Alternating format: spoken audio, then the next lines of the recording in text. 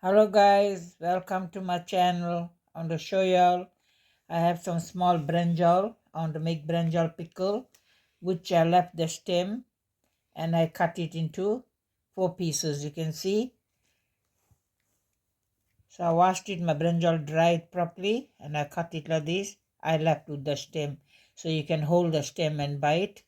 So now I'm going to give it one steam, just not too much, just one small steam, and I'll soak it in the vinegar. When I'm putting my brinjal pickle, guys, I will show you. So guys, see, I steamed my brinjal. I put some salt. I steamed it. Now I will put it in the colander to dry all the liquid out. Steamed my brinjal. I'll let it dry now. Then I will soak it in the vinegar and leave it for 2 days. Then I will show you all, guys. So guys, now I'll put vinegar in my brinjal and leave it for 2 days. So this is, I will close the container and leave it for 2 days. I'll show you guys when I'm putting my pickle. So guys, this is my brinjal, what I dried it. So I got 1.5 tablespoon of garlic, which is crushed. I'm putting in my brinjal pickle. And here I have 100 gram of pickle masala. Here goes my pickle masala.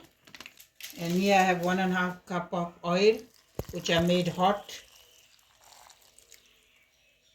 So now guys, I'm going to mix my pickle.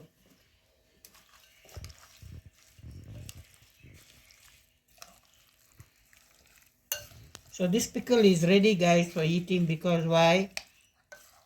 I steamed and then I soaked in the vinegar.